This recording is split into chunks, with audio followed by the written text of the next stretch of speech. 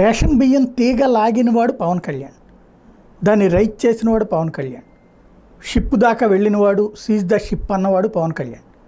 అయితే పవన్ కళ్యాణ్ ఉద్దేశం అక్కడ ఉట్టి చంద్రశేఖర్ రెడ్డిని కంట్రోల్ చేయడమా, రాష్ట్ర వ్యాప్తంగా రేషన్ మాఫియా కంట్రోల్ చేయడమా అంటే అన్ని కోణాలు ఉన్నాయి. దాన్ని తెలుగుదేశం ఎలా వాడుకుంటుంది అనేది చూడాలి. అందులో రేషన్నే లేపేసే పరిస్థితి వస్తే, లేదా రేషన్ డబ్బులు రేపు జనానికి రాకపోతే అది నెగిటివ్ ఉంటుంది. అలాగని ప్రభుత్వం ఆపేద్దామంటే కేంద్రం సహకరించాలి. మరి అదేం జరిగిందో చూడాలా, అది పక్కన పెట్టేద్దాం. అయితే అసలు లాజిక్ కాకినాడకు సంబంధించి కొందరు మిత్రులు చెప్తున్నది, కాకినాడ దగ్గర ఉన్నటువంటి మిత్రులు కీలకమైనటువంటి పాయింట్ చెప్తున్నారు.